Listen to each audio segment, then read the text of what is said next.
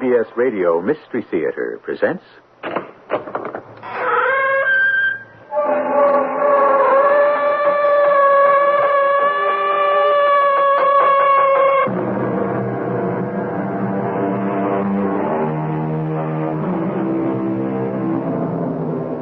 Come in.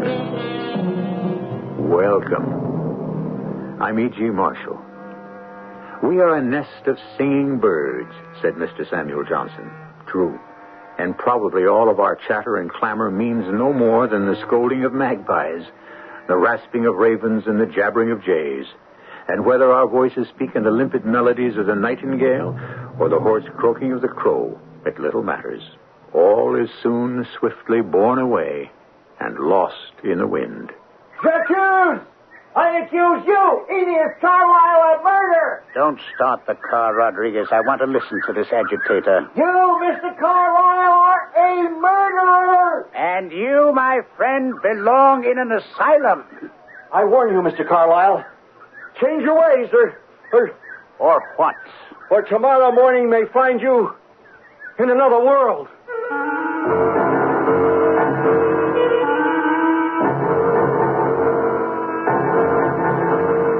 Our mystery drama, Neatness Counts, was written especially for the Mystery Theater by Sam Dan and stars Joan Shea and Ralph Bell. It is sponsored in part by Buick Motor Division and Contact, the 12-hour cold capsule. I'll be back shortly with Act One.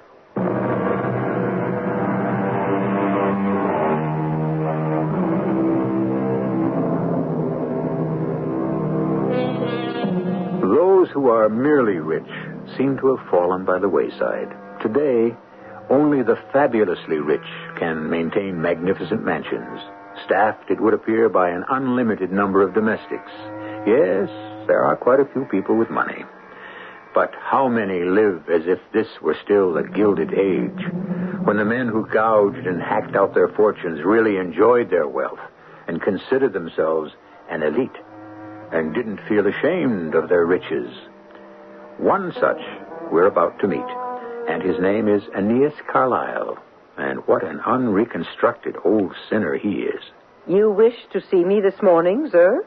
Yes, Mrs. Paulson. Now, what is that confounded noise outside? Oh, that, sir. I didn't wish to disturb you. Well, woman, what is it? My name is not woman. I know what your name is. What's that noise? Well, it seems someone is picketing the house. Picketing? Picketing about what? I believe it's the Colby's petrels. What the deuce are the Colby's petrels? They're birds, Mr. Carlisle. What have I got to do with them? Well, it seems, sir, that you are killing them. Am I? Yes, sir. It seems you are destroying their grounds. Their grounds? Yes, sir. Their mating and nesting grounds. All this is news to me. Well, you see, Mr. Carlisle, up in Stewart's Island... What about Stewart's Island? Well, sir, you own it. Yes, I know I own it. You are conducting tests there. I think it's a chemical reduction process, and there are fumes. Fumes? What kind of fumes? Noxious fumes. I've been there. You can't smell a thing. I know that. Human beings can't smell the fumes, but it seems they poison the birds. The birds? The Colby's petrels. Biologically, somehow, the fumes and the accompanying vapor, which settles down on the habitat, I believe they call it. Get to the point. Well, somehow it causes sterility. That is, among the Colby's petrels. And that's why that idiot out there is all excited? I believe so. Open that window. Yes, sir. Edith Carlisle is accused. I accuse you of murder. Murder of one of the Lord's innocent creatures. Cruel and villainous murder of destroyer. That will be enough. Close that window. Yes, Mr. Carlisle. Poison all in there. Mr. Carlisle, the Colby's petrel is an endangered species. Meaning what?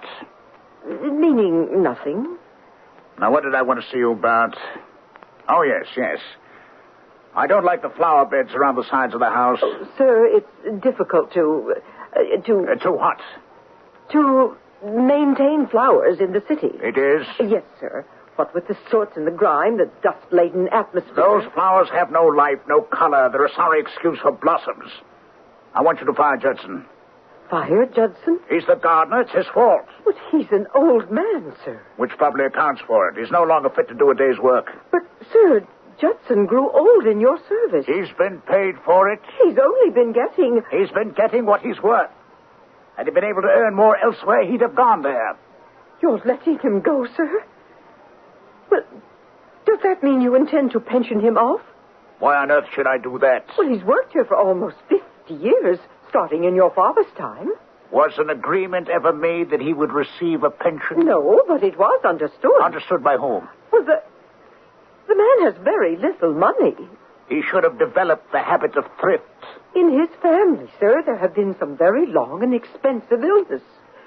He sent 3 children through college. Let him go live with one of them. Well, I'm sure he's too proud. Why are we having this discussion, Mrs. Paulson? Because you just asked me to fire Judson. Yes, and on that subject, why has it become necessary for me to ask? Why? Yes, why? Your housekeeper here? You're in charge of all the help? When you see that someone's work is no longer up to snuff, it's your duty to terminate his or her employment, is it not? Well... And therefore, had you been performing your own job satisfactorily, you would have fired Judson long ago. Are you saying you're dissatisfied with my work? Let me tell you something, woman. I'm never satisfied. Don't call me woman. Damn it, I'll thank you not to interrupt. And I'll thank you, sir, not to use profanity in my presence. I'll talk any way I please, and if you don't like it, you can quit. Very well. I quit. It is proper to give 2 weeks' notice. This is the 10th day of the month. I shall leave your employ on the 24th. Is there anything else, Mr. Carlyle? No, I must leave for the office. Is Rodriguez out front with the car? Yes, sir. That'll be all. Sir Keith, I accuse Neatness Carlyle of murder. Now, look here, young man. What sort of nonsense is this? Nonsense? The destruction of an entire species? And you call it nonsense? No, don't start the car for a moment, Rodriguez. I want to talk to this agitator. Agitator, huh? Is that what you call me? That's what you are, aren't you? Murder is being done. Murder? Who's being murdered? The Colby's petrel. You're talking about a bird. It was created by God. Now, it has its place in the scheme of things. What place? What good does your Colby's petrel do? It lives. It flies. It has its own life. I understand that, but of what use is it? It doesn't have to be of any use. What I am doing on Stewart Island is of use to people. It will save energy. It will lower the price of building materials. People will have more and better houses. Yeah, and you will fill your pockets with gold. You don't expect me to do it for nothing, do you? You must not have the awful power to sacrifice an innocent creature. You just can't wipe out a living creature because it gets in your way. It's the way of the world. Then it's the wrong way. And something has to be done about it. Why don't you get a job and earn an honest living? Maybe I have to take matters into my own hands. Become somebody. Yeah, become somebody by stopping this vicious and obscene slaughter. All right, let us be on our way, Rodriguez. Let it start with me. Let it begin with the Colby's petrel. Let this tiny, obscure bird become the turning point. Oh, I warn you, Mr. Carlyle, change your ways. And I warn you, young fella, there's a difference between free speech and making a public nuisance of yourself. Don't let tomorrow find you here. You understand? For all your wealth and power and influence, tomorrow may not find you here either. Is that a fact? The Colby's petrel, a ragged little wisp of a bird. But maybe he has friends who are more loving, more devoted, and more daring than any of yours.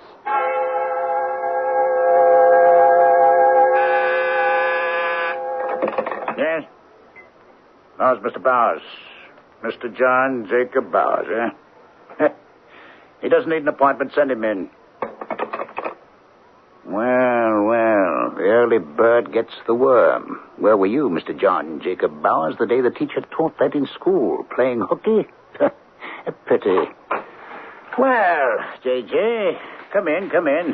Have a chair. Oh, hello, Aeneas. Cigar? You know I don't smoke. That's right, you don't. A drink? I don't drink either. You have absolutely no vices. What do you do with all your time, anyhow? I try to enjoy life, Aeneas. Why do you have to try? I do it without any effort whatsoever. You don't enjoy life at all. Is that a fact? Yes, you have no appreciation of art, literature, music. I enjoy making money. That's the difference between us. Well, I'll tell you another difference between us. I'm not in your office with my hat in my hand. I haven't come here to beg. What have you come here for?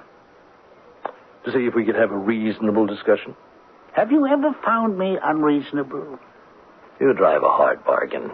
It takes two to make a bargain. If one party doesn't like it, why doesn't he go elsewhere? Aeneas, your options fall due on the 30th. Yes, I have that noted on my calendar. Bowers to deliver 10,000 shares of Amalgamated at 40. I know. So what is the problem? You know full well what the problem is. Amalgamated selling at 90. And you have to go out and buy 10,000 shares of it. That stock had no business going up. Ah, but it did. Because it has been manipulated, exploited. Now, the value isn't there, and you know it. That stock is going to plummet down through the floor. If it does that before the 30th, you'll do very well indeed, J.J. But it won't. I know it won't. How was I to know that you and the whole syndicate would go in there and inflate the price? That's the way of the world, my friend. Your world, maybe. Nobody asked you to come and play in it. What are you complaining about, J.J.? You gambled and lost. But the game was fixed. What's your complaint? You'll have to buy your 10,000 at 90 and deliver it at 40. You only stand to lose $500,000. What's that to a man in your position? You don't know my position very well.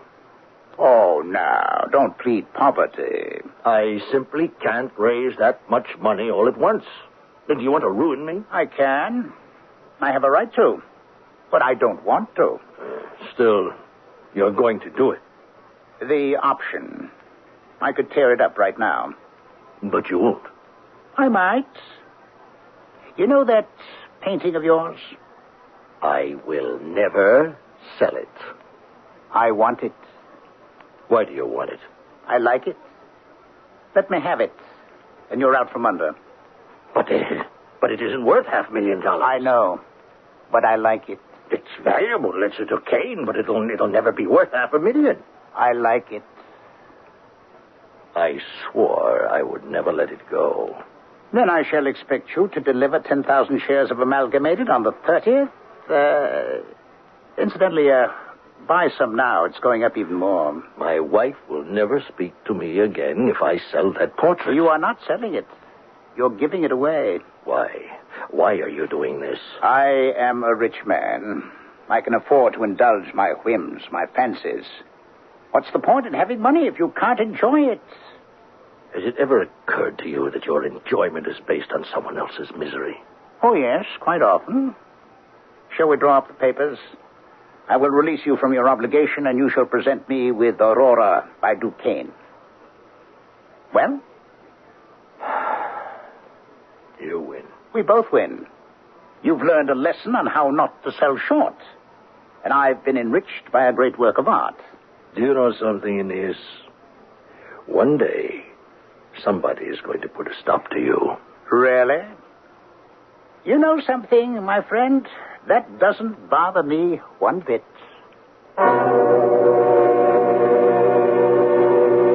And it doesn't, because he gets so many threats.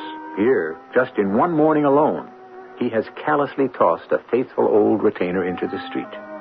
He has provoked an extremely valuable housekeeper into quitting her job. He has infuriated a highly idealistic young man and tightened the screws on a business associate. You must admit he has ruffled a great many feathers. The question is, will any of these chickens come home to roost? I'll continue shortly with Act 2.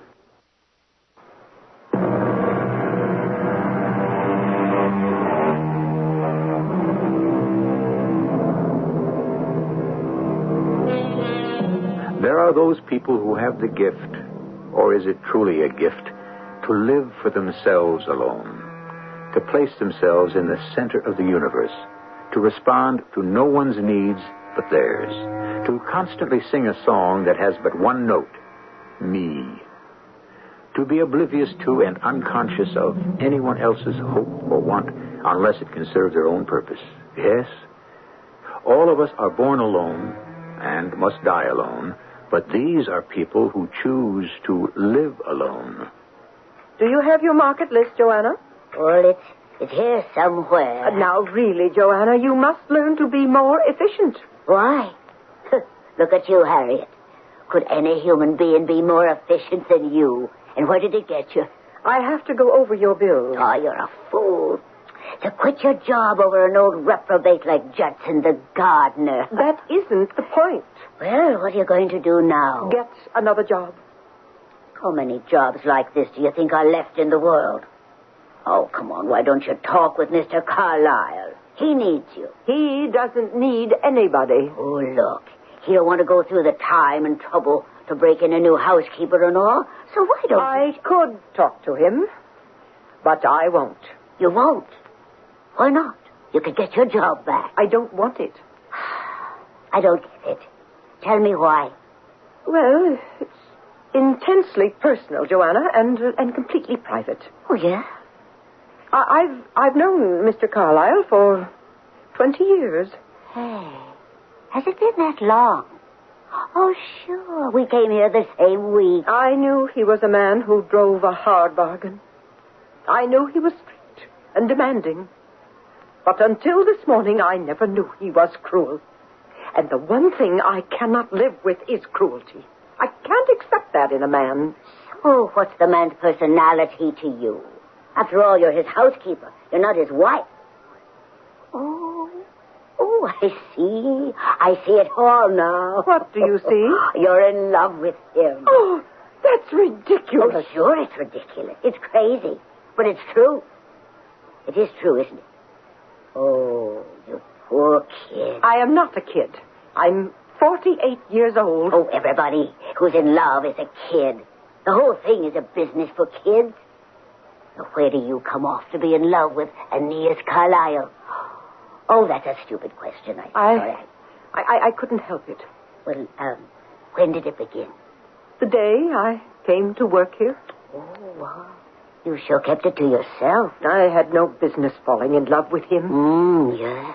Why would he even want to look at me that way? Oh, you know, Joanna, I had a dream. I still have it.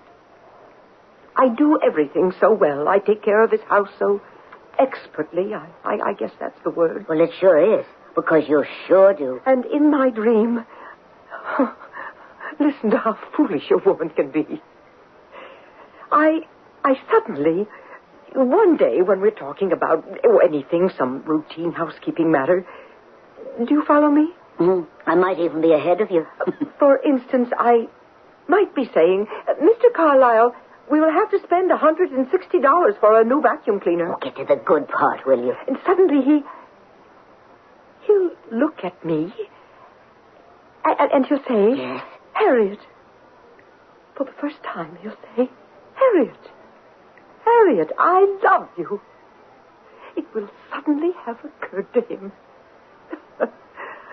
Oh, some dream. Oh, my. Oh, crazier dreams have come true. Can you imagine him falling in love with me? Oh, sure. It makes sense. Oh. Well, you're the kind of woman he wants. Oh, these society bells, they never had any attraction for him. How do you know? Well, they've been after him all his life. Did he ever go for any? No. You're the kind of girl he wants. Well, I don't want him now. You don't? No.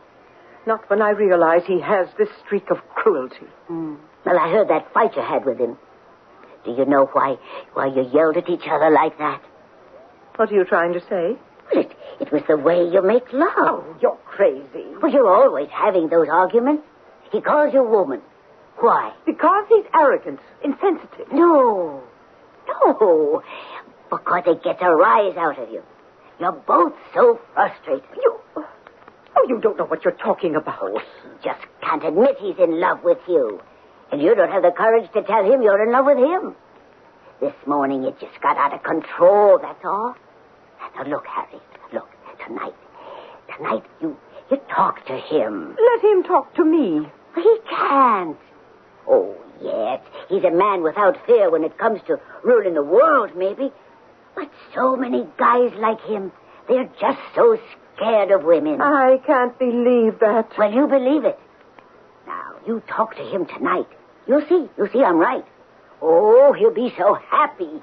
He'll just take you in his arms. No. It's crazy. Crazy. Marcia, do you want Aeneas Carlyle to destroy me? It is just a painting. Is it, J.J.? Is it just a painting? Yes, it's colors on canvas, and that's all. Oh? He's giving me a way out. Who told you to gamble in the market? Nobody. I was wrong. But that doesn't solve our problem. Your problem, J.J.? If I have to liquidate now, I'll lose a fortune. I will not give up the painting. Please, Marcia. Is it possible you don't understand? I understand more than you think. Aeneas Carlyle hates you. Hates you for the same reason his father hated your father. Because your family always looked down on his as vulgar, common, new rich. That was 50 years ago. Now, do you think something like that still bothers a man like Aeneas Carlyle? Something like that is the only thing that can bother a man like Aeneas Carlyle. That painting is a family heirloom. Would you rather we went broke? Yes. Do you know what you're saying? I'm making a choice. If you have to deliver the stock, we'll go broke. If you deliver the painting, you'll destroy our marriage. I say give him the stock. Marcia, darling. You can't call me Marcia, darling, if you give away the painting. But you are being unreasonable. That is how you will destroy our marriage. We will no longer see the world the same way, appreciate the same things, agree on what's important. Marcia, I don't know what there is to discuss.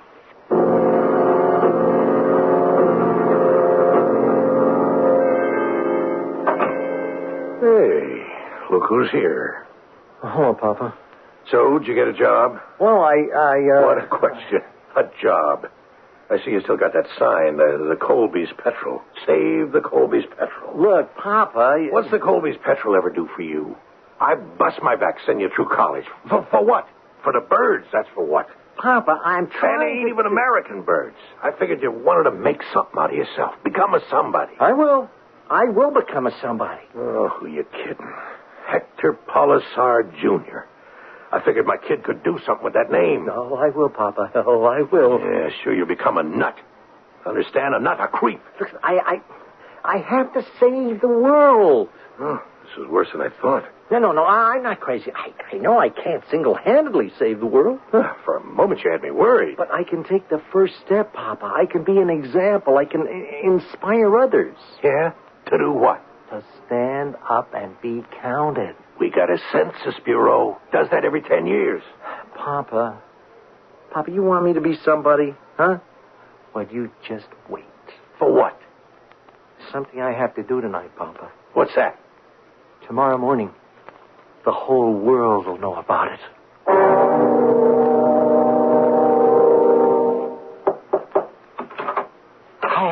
Harriet, can I come in? Is something wrong, Joanna? Well, I just brought Mr. Carlyle a cup of tea. At this hour? He rang the kitchen. Dottie had already gone to bed, so I went myself. Harriet, he's sitting there, and he's cleaning his revolver. Do you know why? Well, maybe it's dirty. Oh, this is no time for jokes. Look, a man gets into his 50s. He's never married. You can never tell what can set him off. Now, Harriet, you listen. You go to him. Now, let me alone. Listen. No. If I go to see that man, it will be the same as giving up every bit of my pride. Oh, what good is pride? What good is it? I don't know. But it's the only thing I have left in the world. It's the only thing I can call my own. I can't lose it. I can't. All right.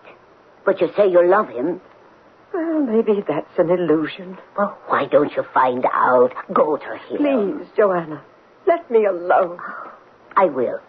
But you think about it. Sometimes you have to seize the moment. Otherwise, it'll be gone. Forever.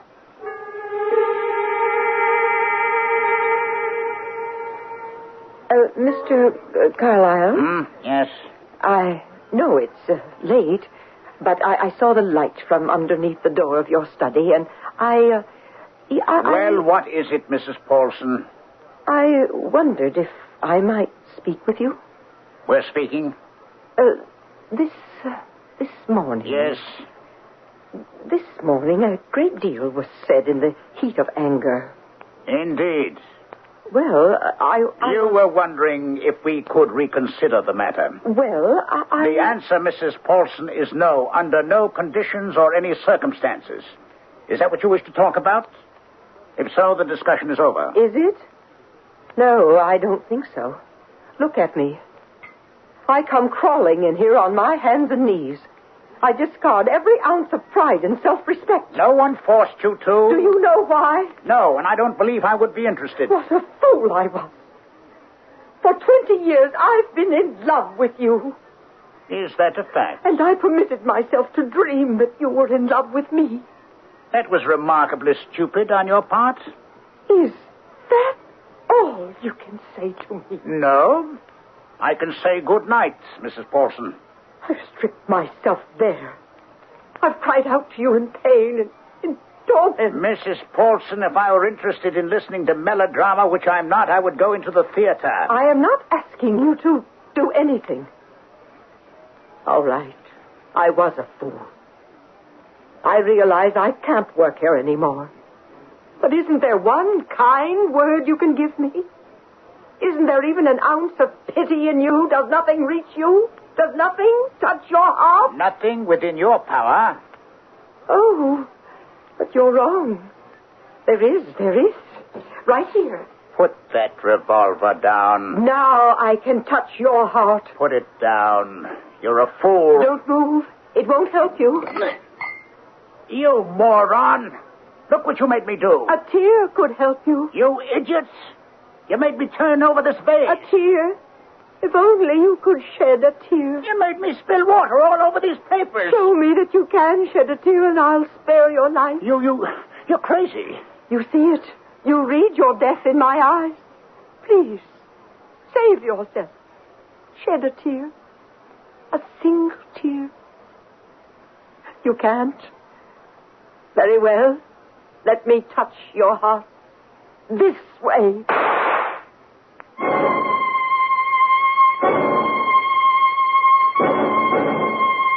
He who shows a woman scorn may wish he never had been born.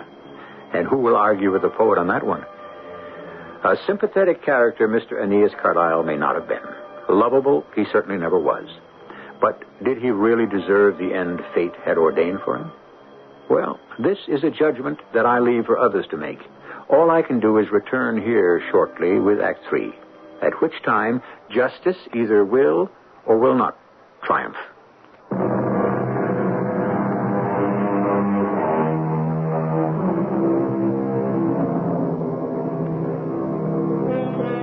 One thing should be obvious to everyone. Death is the greatest democrat of all. That is, democrat with a small d. Death has absolutely no prejudices, nor does he or she play any favorites, even with the Aeneas Carlyles.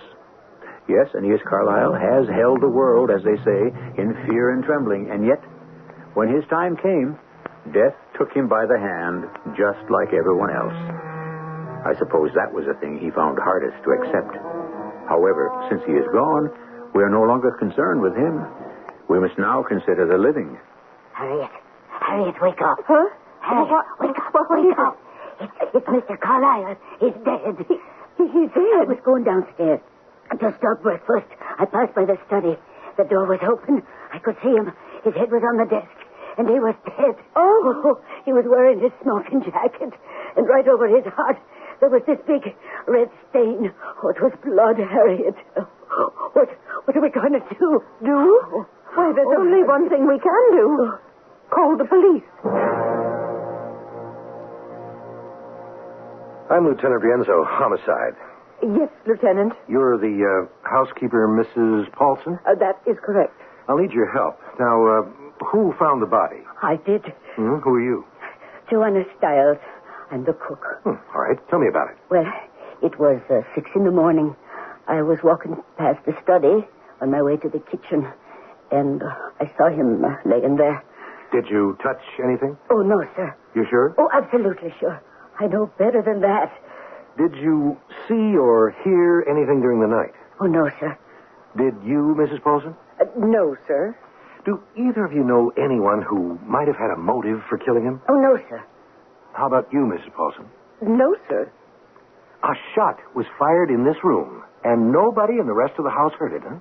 Well, Lieutenant, you see, the carpet here is quite thick, and the walls are heavy. The room is practically soundproof. That's how Mr. Carlyle wanted it, for his privacy. So, neither of you knows anyone who might have had a motive for killing him. Oh, no, sir. How about you, Mrs. Paulson? Well, I'm sure a man in Mr. Carlyle's position must have made enemies. But those would all be in the outside world. Nobody here in this inside world, huh? No, not that I know of. Jerry, round up the rest of the servants. That's all right now. Mrs. Stiles, is it? Yes, sir. Mrs. Paulson, would you stick around for a minute? I want to ask you a question. Yes, sir. We haven't had a chance to put it through ballistics yet, but this gun that was lying on the desk, this is the baby that did it, this little .25 caliber. Do you understand? Yes, sir. It's already been dusted for prints, but there are none. Do you know what that means? Well, it could mean they were wiped off. Right. So, it also means it couldn't have been suicide. Furthermore, if the wound was self-inflicted, there'd have been powder burns. There aren't any. Do you follow all of this? I believe so. Why are you so nervous? But I don't think I'm nervous. Oh, I think I know why. It's because I'm smoking a cigarette. You're scared I'll get ashes on this valuable Persian rug. Well... Or maybe I'll set the butt down on this expensive table. I didn't say that. Not in words. I can see you keep this place like a pin. That was my job. Was? Well, now that Mr. Carlyle is dead... Yeah, well, you really kept the place neat. I want to ask you a question. That is, if I may. Well, certainly. Is there a leak in the ceiling? Oh? Well, no, not that I know of. I thought so. Doesn't look like there's any dripping from up there, but tell you what my problem is. Everything on this desk is nice and neat. He's got some papers lying there, and those papers are wet. Wet? Yeah, they're wet. So what I want to know is, how did those papers get wet? You can see they're wet, can't you? Well, yes. Now, how did that happen? I'm sure I don't know. And his sleeve. You could see the stain on his sleeve, his left sleeve, around the elbow. That was wet, too. Yes? Do you have any idea how that sleeve could have gotten wet? I'm afraid not. Oh, excuse me. Yeah, Jack, bring him right in. Listen, I didn't do it. You didn't, huh? No, sir, I am innocent. You weren't picketing the house? Well, yes, I was, but I... You didn't have a pretty good argument with him yesterday morning? Yes, I did. You didn't threaten to kill him? No, I didn't. You did not say to him, tomorrow morning you may not be here. I may have said that. Witnesses heard you say that. But it doesn't mean I intended to kill him. What does it mean? It means, well, maybe a higher power would intervene to save the Colby's petrol. Were you here last night? Well, what's the answer? Well, yeah. Now, outside the window over there are some footprints, shoe prints. Would they happen to be yours? Yes. But what? I didn't kill him. Then why did you come here? I wanted to kill him. Yes? I was determined to kill him. And? I sneaked over the wall and I came around to the rear of the house looking for an open window. I saw a light and I peeked in, and there he was. He was sitting at his desk. Suddenly I said to myself, well, what am I doing here? Kill him? How? With what? I don't know anything about killing. Isn't that what I hold against him? That he's the killer? I walked away. I just walked away and I went home. Yeah. Jack, take him downtown and book him as a material witness. But I didn't kill him. Stick to that story, kid, and we'll see how it comes out. Lieutenant Rienzo? Yeah? Is that so? Well, sure. Bring him down here. I tell you, Mrs. Paulson, it never rains, but it pours. We got ourselves another prime suspect. Mr. Bowers, isn't it true that you owed Mr. Carlyle a large sum of money? Technically, no. Well, I'll put it this way. Wouldn't you have to raise a large sum of money to satisfy an obligation to Mr. Carlyle? Oh, you're talking about Amalgamated. Well, You'd have to sell him 10,000 shares at 40. Well, yes. The stock opened this morning at 90. Yeah, but this is only the 11th. I don't have to make delivery till the 30th. So the stock could fall in that time. 50 points in 19 days? Is that likely? Where were you last night? Home. Home? All night? Yes. At about 3 in the morning, were you in an all-night diner called Chippy's? Huh? Well, let me see. I thought you said you were home all night. Yes, the night. Yes. But 3 a.m. technically is the morning, wouldn't you say? Well, you can have it any way you want. Were you in Chippy's? Now, let me help refresh your memory. That is, if you want me to. You see, we've had men out all through the neighborhood looking for witnesses. Chippy told one of my detectives that along about 3 a.m., a very nervous-looking fellow came into his place. A fellow answering your description. Oh? Fellow was so nervous, he spilled half his coffee. All right. You were here. No, I was in the neighborhood. You were in the house. I said I was in the neighborhood. Why? You know why. Do I? Well, didn't you just tell me? He had me over a barrel. And let me tell you something. I know I don't have to say a word. The detective who called on me read me my rights. But I don't care. It was worse than you think. Well, now. Oh, yes. He was forcing me to do something that would have broken up my marriage. He had offered me a way out. The cane painting. What's that? It doesn't matter. But I should have killed him. Should have? Yes, I should have. And I was going to. I even got a gun. My wife was asleep. I sneaked out of the house. I came down here, and I was shaking all over at the thought of what I had to do. I needed a drink, but all the bars were closed, so I went into that diner for a cup of coffee. And? It didn't help. It kept getting worse. It's probably why the fellow behind the counter noticed me. I was shaking so badly. He said, "Got a problem, Mac?" Well, what could I tell him? That I was frightened out of my wits? That I couldn't do it? That I just couldn't commit murder? So I went back home. Yeah, well, we'll have to take you downtown. No, I understand. I'm sorry. No, don't be, please. I didn't kill him, but I wanted to. I should have. And so, I really don't care. Eddie? Goodbye, Lieutenant. He'll care after a while. I've seen it. It wears off. You know something, Mrs. Paulson? What I've got here is what the man called an embarrassment of riches. You know what I mean? I'm not sure. Well, in the average case, it's all you can do to get one suspect lined up. I've got 2, wouldn't you say? Well, yes. Either one of them could have done it. Which one do you think is guilty? I couldn't say. Each has the motive, the opportunity. We got both of them at the scene of the crime at just about the time of the murder. I think they'll go for the kid.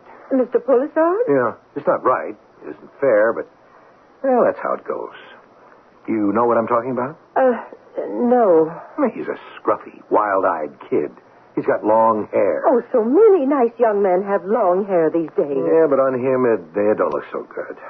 Well, a smart lawyer will build up the kid's instability, maybe prove insanity. Well, one way or another, the kid won't get hit too badly. But it is a shame. He shouldn't get hit at all. You know why? No. Because the kid didn't do it. Oh? Are you saying Mr. Bowers killed Mr. Carlyle? Bowers? Well, Bowers was angry enough. But you see, it must have occurred to him he really had nothing to gain. Killing Carlyle would not have relieved him of his obligation to deliver the stock. He would still owe it to the estate. I don't think he did it. Well, who did? You mean you don't know Mrs. Paulson? Why, you did. Me? I think I knew it the minute I walked into the room. I know it bothered me. The papers on his desk. The papers? They were wet. Now, how could they get wet? Where did the water come from? There was only one source. There was water in the vase on his desk that held the flowers. But how could the water get from the vase to the desk? You know how, don't you? I don't know what you're talking about. You came in here. You picked up the gun. He stood up to try to defend himself. He must have knocked over the vase. Am I right? Well, you shot him. And then, because you're an expert housekeeper, the habits of a lifetime took over. You probably weren't even aware of it. But you had to tidy things up. You knew you had to wipe the fingerprints off the gun. But I'm sure you didn't realize that you picked up the vase and set it straight. Am I right? Well, Mrs. Paulson? You can't prove it. Of course I can't prove it. But you're an honest woman. You know you can't let one or the other of them pay for a murder that belongs to you. You know that, don't you? Mrs. Paulson, you know you won't be able to live with it. Sooner or later, you'll tell me what happened. Tell me now. Oh. All right, Lieutenant. I'll tell you. And she told him. You know exactly what she told him because you were there when it happened. And you heard every word of it. When she told it to the jury, they almost burst into tears. And the judge gave her the lightest sentence within his power. Maybe justice was done. After all, you can't fool around with love. I'll be back shortly.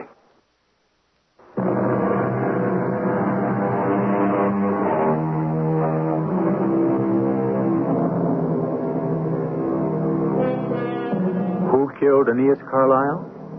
Hector Polisard wanted to. John Jacob Bowers would have liked to. Harriet Paulson actually picked up a gun and fired the fatal shot. But do you know who triggered the whole business? Joanna Stiles, the cook. You see, Harriet Paulson lived with a fantasy, and it was enough for her. But Joanna urged her to try to make that fantasy come true. Let this be a lesson to all of us. Let sleeping dogs lie, or never awaken a dreamer. Our cast included Joan Shea, Ralph Bell, Evie Juster, Earl Hammond, and Robert Maxwell. The entire production was under the direction of Hyman Brown. And now, a preview of our next tale. Please, have a look around before we go in, Matthew. Just be a second or two. Great. Where on earth do these birds come from? Keep away from me, you crazy creatures. What's the matter, Matthew? They're birds, hundreds of them with beaks like small knives. Birds? Actually dive bombing right at me as if they didn't want me in there. They could have put my eyes out. Oh, I don't hear any of them anymore. Gone as suddenly as they came. How? What kind of birds, Matthew? Well, they look like those small birds on some of our Mayan artifacts. Must we go in there? Well, I don't see why not. Because the idea of hundreds of birds in a cave this far underground bothers me. I don't understand it. And why would they want to attack you? Well, there's only one way we'll ever find an explanation. Now, are you coming with me, or am I going in there alone? This is E.G. Marshall inviting you to return to our Mystery Theater for another adventure in the macabre. Until next time, pleasant dreams.